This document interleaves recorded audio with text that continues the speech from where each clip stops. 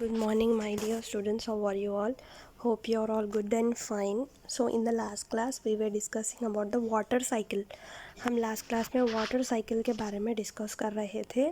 सो क्या क्या पढ़े हम वाटर साइकिल के बारे में कि water is the most essential. तो वाटर फ्रेश वाटर कितना है अपने पास? 1% फ्रेश वाटर है. इसमें से 0.009% रिवर्स और लेक्स में है.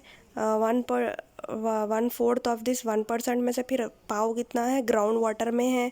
ठीक है ना. तो ये हम देख रहे थे. The water is the most essential abundant substance in living things.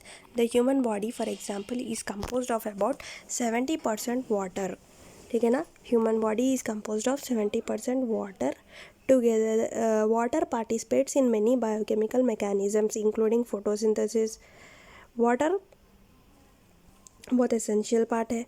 Water हमारे बॉडी के हर मैकेनिज़्म में ज़रूरी है, जैसे कि फ़ोटोसिंथेसिस में, डाइजेशन में, सेल्युलर रेस्पिरेशन में वाटर बहुत ज़्यादा पार्टिसिपेशन इसका ज़रूरी है.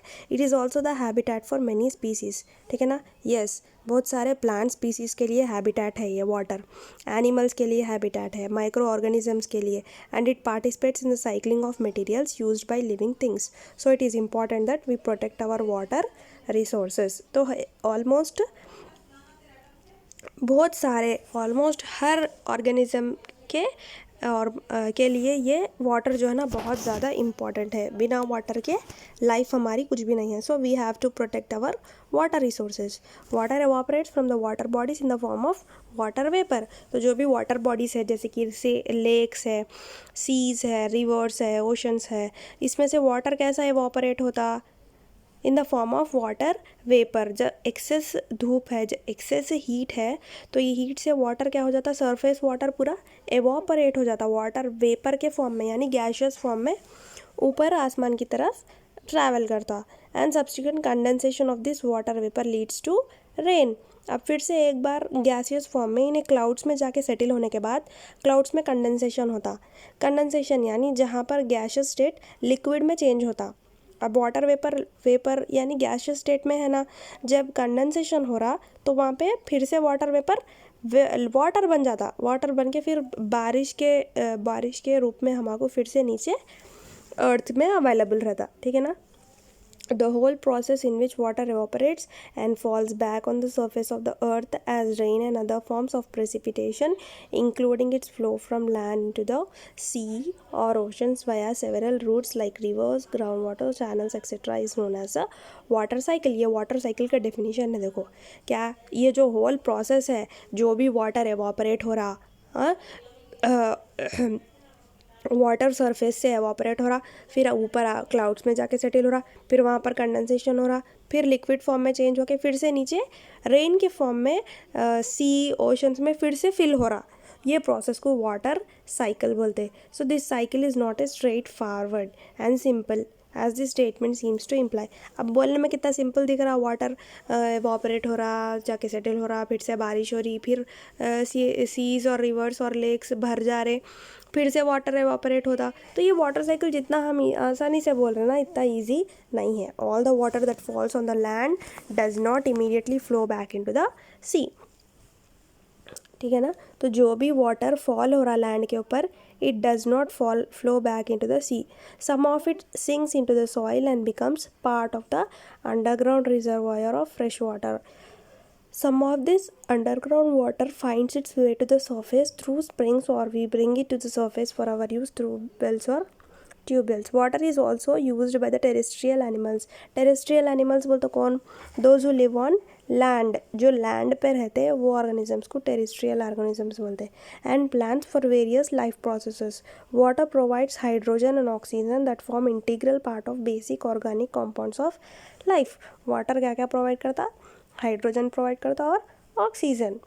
तो हमारे बेसिक ऑर्गेनिक कंपाउंड्स है ये, हाइड्रोजन भी, ऑक्सीजन भी. Let us look at another aspect of what happens to water during the water cycle. As you know, water is capable of dissolving a large number of substances. Yes, water almost हर चीज़ को अपने अंदर ले लेता, almost हर चीज़ को वो dissolve कर लेता. Thus It cleans the environment as it rains, and water soluble pollutants are transported to different water bodies like lakes and oceans.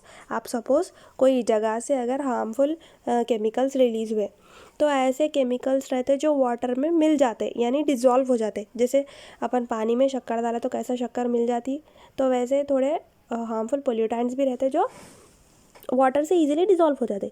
तो एक बार अच्छी बारिश हुई समझो, तो ये बारिश के पानी से वो हार्मफुल केमिकल पोल्यूटेंट्स जो भी है वो उसमें घुल जाते, उसमें डिज़ोल्व हो जाते। डिज़ोल्व होके वो बारिश के पानी के साथ साथ उन कहाँ पहुँचते, सीज और रिवर्स और लेक्स ओशंस में उसके साथ साथ जाके सेटल हो जाते वहाँ पे। This dilutes the intensity of pollutants also as water flows through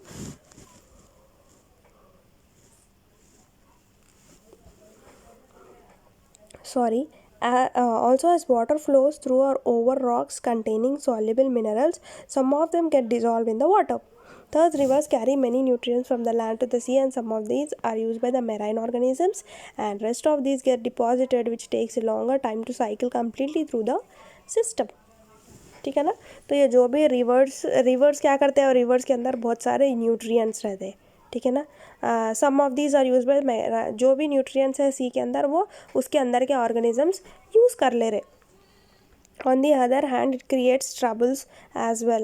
Dissolution of some harmful substances like gases like SO2 यानी sulfur dioxide and oxides of nitrogen in rain water leads to acid rains. Acid rains कब होते हैं? Acid rains मैं आप लोगों को class में समझाई acid rain क्या है, ठीक है ना। जब भी बारिश के पानी में अगर कोई हार्मफुल गैसेस मिल गए तो वहाँ पे एसिड रेन्स होते। कौन से गैसेस, जैसे कि सल्फ़र डाइऑक्साइड है और नाइट्रोजन के ऑक्साइड्स है, ये अगर पानी में मिल गए बारिश के पानी में तो एसिड रेन्स होते। ये एसिड रेन्स क्या करते हैं, एसिड रेन्स से हमारे हार्म है, यानी अगर हमारी स्किन पे ये गिर गए तो स्किन के रिएक्शंस हो सकते। और ताजमहल का भी कलर जो है ना वाइट जाके येलो हो जा रहा, क्यों? Because of this acid rains. Next nitrogen cycle है। ये नाइट्रोजन साइकिल को थोड़ा टाइम लगता है, हम लोग नेक्स्ट क्लास में नाइट्रोजन साइकिल डिस्कस करेंगे। नाइट्रोजन साइकिल के ये 3 स्टेप्स रहते हैं, जैसे कि नाइट्रोजन फिक्सेशन, नाइट्रिफिकेशन और असिमिलेशन। तो ये 3 स्टेप्स रहते हैं नाइट्रोजन साइकिल के, ये हम नेक्स्ट क्लास में ब्रीफली डिस्कस करेंगे। आई होप आप लोगों को क्लास यहाँ तक समझ में आई होगी। Thank you.